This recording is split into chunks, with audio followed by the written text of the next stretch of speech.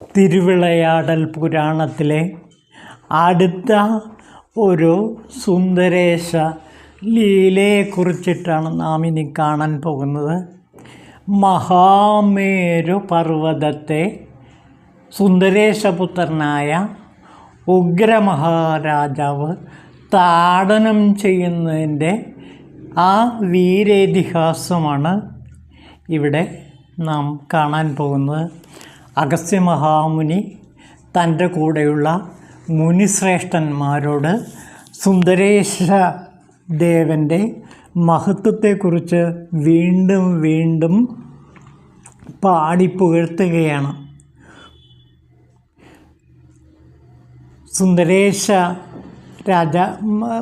സുന്ദരേശ ദേവനെ കുറിച്ചിട്ട് അഗസ്ത്യമുനി പറയുകയാണ്, സുന്ദരേശാർച്ചനയേക്കാൾ പുണ്യമായ ഒന്നും തന്നെ ത്രിലോകങ്ങളിലുമില്ല. ഇതിനെ മനസ്സിലുറപ്പിച്ച് സുന്ദരേശനെ പൂജിക്കുകയാണെങ്കിൽ സർവകാമങ്ങളും സഫലമായി തീരും. സർവപുണ്യസ്ഥലങ്ങളും സർവതീർത്ഥങ്ങളും സർവനദികളും സുന്ദരേശ ലിംഗത്തിൽ സർവകാലത്തും വസിക്കുന്നു. അതുകൊണ്ട് സുന്ദരേശ ലിംഗത്തെ പൂജിക്കുകയാണെങ്കിൽ സർവപുണ്യസ്ഥലങ്ങളിലും സർവതീർത്ഥങ്ങളിലും വസിച്ച പുണ്യവും സർവയജ്ഞങ്ങളും ചെയ്താലുള്ള പുണ്യവും കൈവരും. അപ്രകാരമുള്ള പുണ്യാത്മാവ് സർവഭോഗങ്ങളും ഭുജിച്ച് ശിവസായുജ്യത്തെ പ്രാപിക്കും.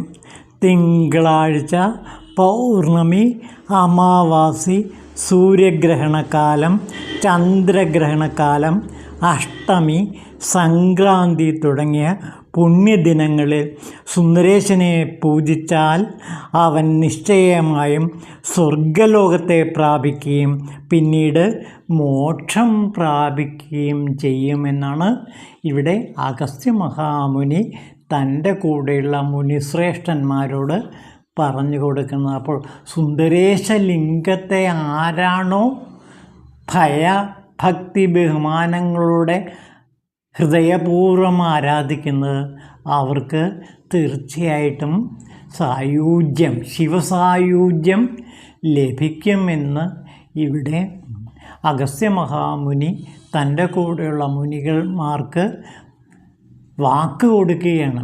അപ്പോൾ സുന്ദരേശ ലിംഗത്തെ, ശിവലിംഗത്തെ ആരാണോ ഹൃദയപൂർവ്വം ഭജിക്കുന്നത് അവർക്ക് എല്ലാ ഐശ്വര്യങ്ങളും, അവർ മനസ്സിൽ എന്താണോ ആഗ്രഹിച്ചത് ആ ആഗ്രഹങ്ങളെല്ലാം സഫലമാകുമെന്നാണ് പറയുന്നത്. ഇവിടെ നാം ഒരു കാര്യം ഓർക്കണം, ആഗ്രഹങ്ങൾ എന്ന് വെച്ചാൽ അത് ഭൗതിക നേട്ടങ്ങൾക്ക് വേണ്ടിയുള്ള ആഗ്രഹമാകരുത്, മറിച്ച് ശിവഭക്തി നിറഞ്ഞ ഒരു ഹൃദയമുണ്ടാകാനും അവസാനം ശിവനിൽ ലയിച്ചു ചേരാനുള്ള ആത്മലാഭം കിട്ടാനുള്ള പ്രാർത്ഥനയാണ് ഒരു ലിംഗാരാധകൻ, ഒരു ശിവലിംഗാരാധകൻ നടത്തേണ്ടത്. വ്യക്തിപരമായ നേട്ടങ്ങളും നമുക്ക് അതോടുകൂടി ലഭിക്കുകയും ചെയ്യും. പക്ഷേ അതിന് 2ാം സ്ഥാനമോ 3ാം സ്ഥാനമോ മാത്രമേ കൊടുക്കാവൂ. ആദ്യം ആഗ്രഹിക്കേണ്ടത് ആത്മലാഭം തന്നെയാണ്. ആത്മലാഭം കിട്ടിയാൽ അതോടെ ആ സാധകന് എല്ലാവിധ ഭൗതിക സുഖങ്ങളും ലഭിക്കുകയും ചെയ്യും. ഈ കഥയാണ് ഇവിടെ വിവരിക്കുന്നത്. അതായത് പാണ്ഡ്യദേശത്ത് അനാവൃഷ്ടി സംഭവിച്ചു. അതായത് ഭയങ്കരമായ വെയിൽ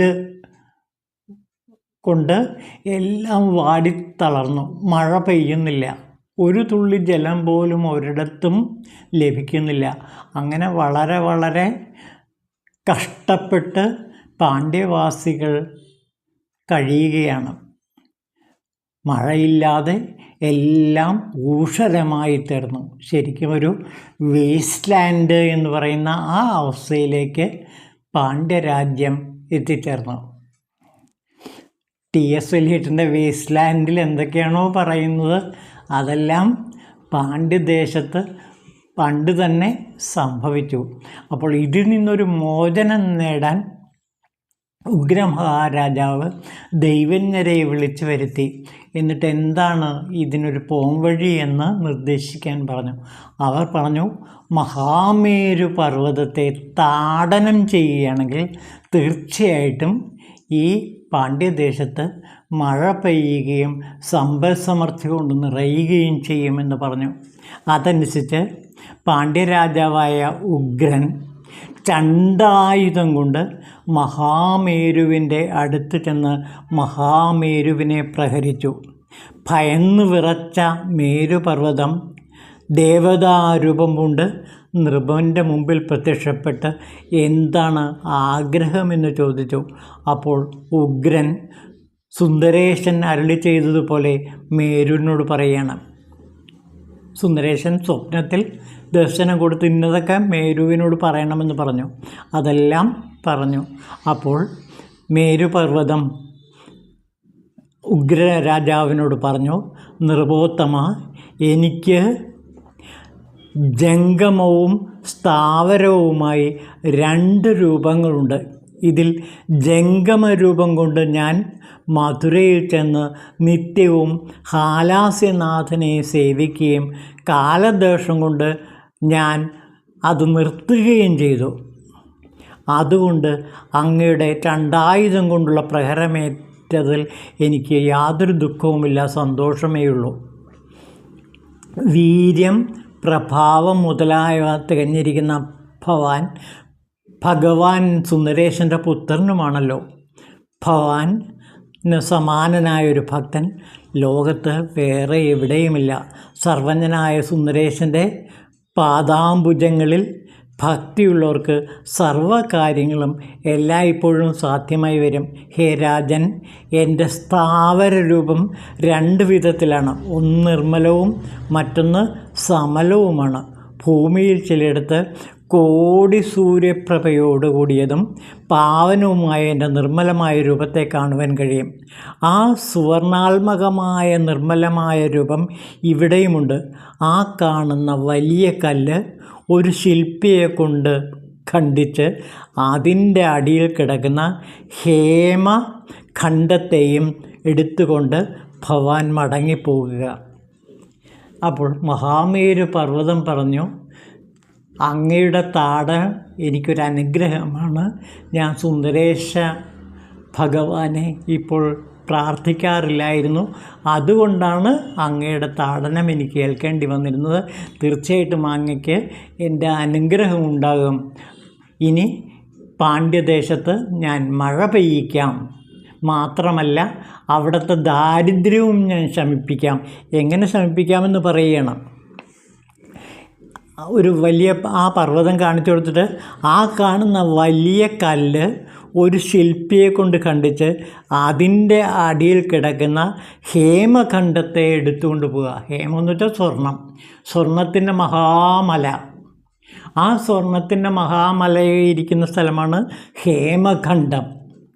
ആ ഹേമഖണ്ഡത്തിൽ നിന്ന് സ്വർണം എടുത്തുകൊണ്ടുപോയി അങ്ങ് രാജ്യത്തിലെ എല്ലാ ജനങ്ങൾക്കും കൊടുത്ത് സുഖസമൃദ്ധിയോടെ പാണ്ഡ്യരാജ്യത്തെ സമ്പൽ സമർത്ഥമാക്കുക എന്ന് പറഞ്ഞു. അതനുസരിച്ച് ഒരു ശില്പിയെ കൊണ്ട് ആ കല്ല് മാറ്റുകയും അതിൻ്റെ അടുത്ത് അതിൻ്റെ ഉള്ളിൽ കിടക്കുന്ന ആ കുന്നുകൂടി കിടക്കുന്ന സ്വർണ്ണ കല്ലുകളെ എടുത്തുകൊണ്ട് രാജാവ് നാട്ടിലേക്ക് പോവുകയും ചെയ്തു.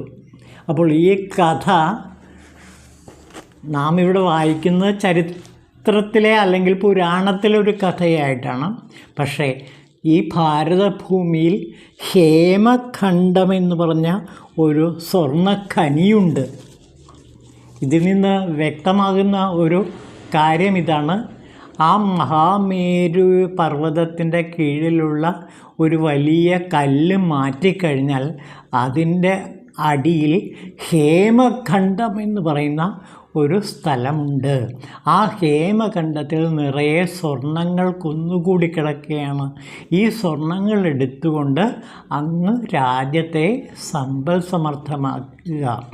ഇതാണ് മഹാമേരു പർവ്വതം. സുന്ദരേശ പുത്രനായ ഉഗ്രമഹാരാജാവിനോട് പറഞ്ഞത്.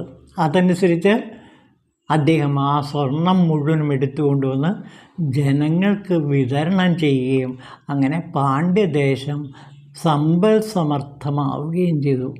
ഇത് ഇന്ന് നാം ശ്രദ്ധിക്കേണ്ട ഒരു കാര്യമുണ്ട്. നമ്മുടെ ഭാരതഭൂമിയിൽ ഹേമഖണ്ഡം എന്ന് പറയുന്ന ഒരു സ്ഥലം ഏതാണെന്ന് അന്വേഷിച്ച് കണ്ടുപിടിച്ചിട്ട് ആ ഹേമഖണ്ഡത്തിൻ്റെ അടിയിലുള്ള സ്വർണത്തെക്കുറിച്ച്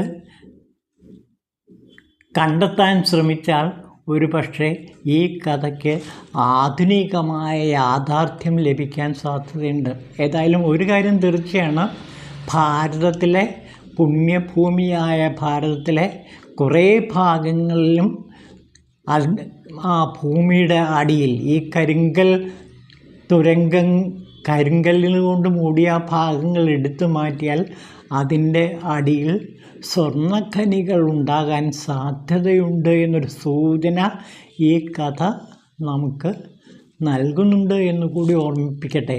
അപ്പോൾ ഭാരതത്തിൽ ഇനി ആരെങ്കിലും ഈ സ്വർണത്തെക്കുറിച്ച് ഗവേഷണം നടത്തുകയാണെങ്കിൽ അത് എവിടേക്കാണ് ഉള്ളത് എന്ന് ശാസ്ത്രീയമായ നിരീക്ഷണങ്ങൾ നടത്തിയാൽ, ഹേമഖണ്ഡം എന്ന സ്ഥലത്ത് പരീക്ഷണം നടത്തിയാൽ ഒരു പക്ഷേ ഈ കഥയിൽ എന്തെങ്കിലും സത്യമുണ്ടോ എന്ന് നമുക്ക് മനസ്സിലാക്കാൻ കഴിയുമെന്നൊരു സൂചന കൂടി ഈ തിരുവിളയാടൽ പുരാണം നമുക്ക് തരുന്നുണ്ട്. അതായത് ദക്ഷിണദേശത്താണിത്.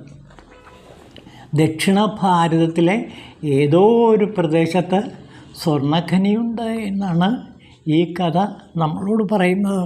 അതായത് ഹേമഖണ്ഡം എന്ന സ്ഥലം ഏതാണെന്ന് കണ്ടെത്തി പരിശോധിച്ചാൽ ചിലപ്പോൾ ഈ കഥയിൽ സത്യമുണ്ടെങ്കിൽ നമുക്ക് ആ സ്വർണ്ണശേഖരം സ്വന്തമാക്കാൻ കഴിഞ്ഞേക്കാം എന്നൊരു സൂചന ഈ കഥ നമുക്ക് നൽകുന്നുണ്ട്.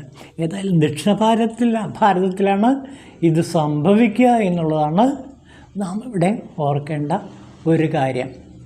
അപ്പോൾ തിരുവിളയാടൽ പുരാണത്തിലെ കഥാസന്ദർഭങ്ങളെ ആധുനിക കാലത്തേക്ക് പഠന നിരീക്ഷണങ്ങൾക്ക് വിധേയമാക്കിയാൽ ചിലപ്പോൾ എന്തെങ്കിലുമൊക്കെ ദക്ഷിണ ഭാരതത്ത് കണ്ടെത്താൻ കഴിഞ്ഞേക്കാം.